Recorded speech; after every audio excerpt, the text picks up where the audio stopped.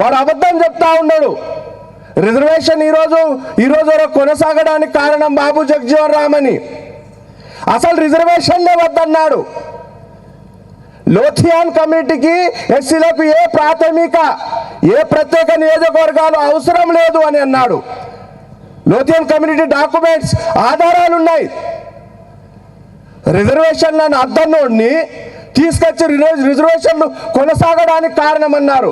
Reservation ఈ రోజు వరకు 295A పొలిటికల్ రిజర్వేషన్ ఈ రోజు వరకు కొనసాగడానికి కారణం ఒక మాలోడు సర్దార్ నాగప్ప గారు, కర్నూలు ప్రాంతానికి చెందిన వాళ్ళు. మనం చరిత్ర చెప్పలే. వాడు అబద్ధాన్ని ఎంతవరకు స్థాపించాడంటే మాకు రిజర్వేషన్లు అవసరం లేదు, గాంధీ ప్రాణాలు ముఖ్యమని పూనా ఒడంబడికలో గాంధీ పక్కన చేరినటువంటి ఒక ద్రోహిని బాబాసాహెబ్ విగ్రహం పక్కన పెడతా ఉంటే సహించాం మనం. అబద్ధపు చరిత్ర మన మీద నిర్మాణం చేస్తూ ఉంటే సహించాం మనం. సంఖ్యలో తక్కువ ఉన్నారని ప్రచారం చేస్తుంటే నిశ్శబ్దంగా ఉన్నాం మనం. ఈ నిశ్శబ్దత ఎంత ప్రమాదానికి దారి తీసిందంటే మీరు ఊహించరు కూడా. ఒక డిపార్ట్మెంట్లో సోషల్ వెల్ఫేర్ సెక్రటరీగా ఉన్నటువంటి ఒక ఐపీఎస్ ఆఫీసర్ దాదాపు 80% వాళ్ళ కులంతో అడ్మిషన్లు నింపేస్తే ఏం చేశాము? ఏం చేయలేకపోయాం. ఆయన ఒక్కడు చేసిన దాడి మీ 30 జనరేషన్స్ మీద ఎఫెక్ట్ పడుతుంది. 5వ తరగతిలో అడ్మిషన్ పొందిన పిల్లాడు డిగ్రీ వరకు ఉంటాడు అక్కడ. రానున్న 30 జనరేషన్ల మీద 30 సంవత్సరాల మీద దాడి చేసిండు ఆయన. ఎందుకు జరిగిందంటే మీ అనైక్యత. దోచుకున్నాడంటే మీ ఆత్మగౌరవం ఎక్కడ చచ్చిపోయింది? మనం స్పందించకపోవడమే అతని వేషాలకు దారితీసింది, అతని అబద్ధాలకు కారణమైంది. ఎంత అబద్ధం అంటే వర్గీకరణ పోరాటం అనేది రాజ్యాంగానికి వ్యతిరేకం, రాజ్యాంగబద్ధం కాదు. రిజర్వేషన్ యొక్క క్రైటీరియా ఆర్టికల్ 340 సామాజిక వెనుకబాటుతనం, ఆర్టికల్ 341 చాలా క్లియర్లీ అస్పృశ్యతను నిర్మూలించి సమాజంలో సమానత్వం సాధించడానికి ఇచ్చింది. ఆర్థిక పరమైన అంశం కాదు. ఎస్సీల రిజర్వేషన్ను కొలాబ్ చేయడానికి ఒక స్టెప్ ముందు ఈడబ్ల్యూఎస్ రిజర్వేషన్ ఇచ్చారు. అది మొత్తం రాజ్యాంగ స్వరూపానికి విఘాతం కలిగించేది. ఎంత దుర్మార్గుడు అంటే మోడీ పెట్టిన సభలో ఈడబ్ల్యూఎస్ రిజర్వేషన్, పేదలకు రిజర్వేషన్ పెట్టిన దేవుడు అని కొలుస్తాడు మంద ఏలియా. ఎవరిని? మోడీని. అరే రాజ్యాంగం మీద జరిగిన దాడి, ఈడబ్ల్యూఎస్ రిజర్వేషన్ ఇవ్వడం అనేది రాజ్యాంగం మీద జరిగిన దాడి. ఆ దాడి తర్వాతనే ఎస్సీ ఎస్టీ రిజర్వేషన్ల జోలికి వచ్చారు. ఎంత మాదిగ సోదరులు మీరు ఆలోచించాలి. మొన్న చంద్రబాబు నాయుడు తమ్ముడు చనిపోతే పెద్ద మాదిగనే డప్పు కొట్టాడు. నాకు ఒక సందర్భం గుర్తొచ్చింది. నాసిక్లో ఒక సభలో బాబాసాహెబ్ అంబేద్కర్ గారు, ఆ సభ మాథంగ్ చమార్ కులానికి సంబంధించింది.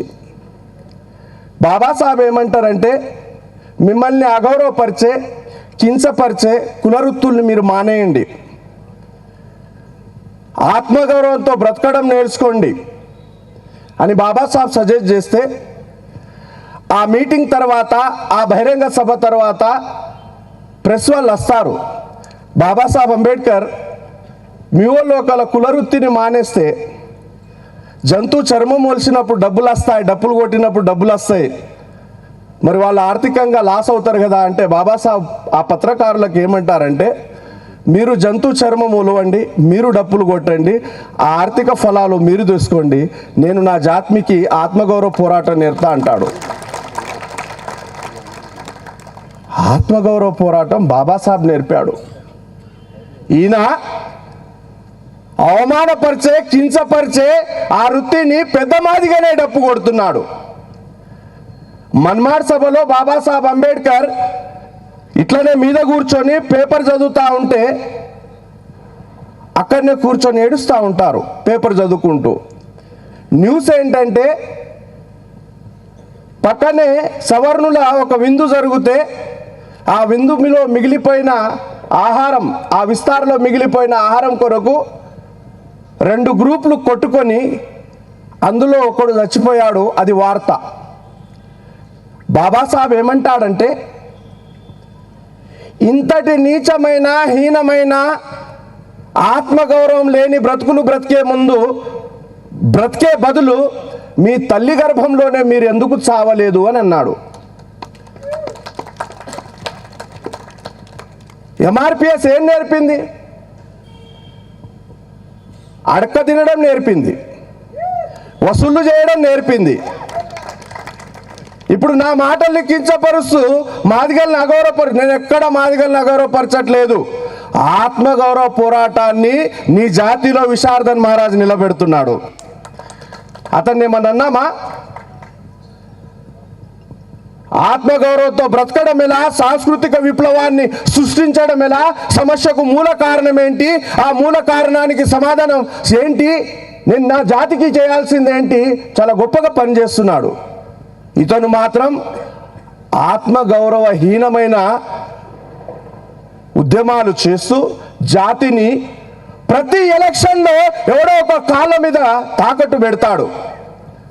ఒకరోజు వెంకయ్యనాయుడు కాళ్ళ మీద పడతాడు, ఇంకో రోజు మోడీ భుజాల మీద పడి ఏడుస్తూ ఉంటాడు. ఆ రామాయణంలో రావణుడి తమ్ముడైన కొద్దిగా బ్యాలెన్స్డ్గా ఉన్నాడేమో, అంతకంటే దుర్మార్గమైన వ్యక్తి ఈయన. విభీషణుడు కంటే కూడా నీచమైన వాడు. బాబాసాహెబ్ను అవమానపరుస్తాడు. అరే, ప్రపంచ దేశాలే ప్రపంచంలో అత్యున్నత జ్ఞాని అని కొలుస్తూ ఉంటే, ప్రపంచ దేశాలు విశ్వవిద్యాలయాలు వాళ్ళ విద్యాలయాల ముందర బాబాసాహెబ్ను విగ్రహాలు పెట్టి కొలుస్తూ ఉంటే, ఈ మందవేలి ఆ బాబాసాహెబ్ను కేవలం మాలలకు నాయకుడు అంటాడు. మిత్రులారా, ఇది ఆవేశంతో చెప్పట్లా. మీ మౌనం అతని 30 సంవత్సరాల దాడికి దారి తీసింది. మీ మౌనం అతనికో ధైర్యాన్ని ఇచ్చింది. నేను చరిత్రపరంగా చాలా అంశాల్లో వెళ్ళాలి, సమయం లేదు. నేను డెఫినెట్గా ఈ ప్రాంతానికి మరోసారి వస్తాను.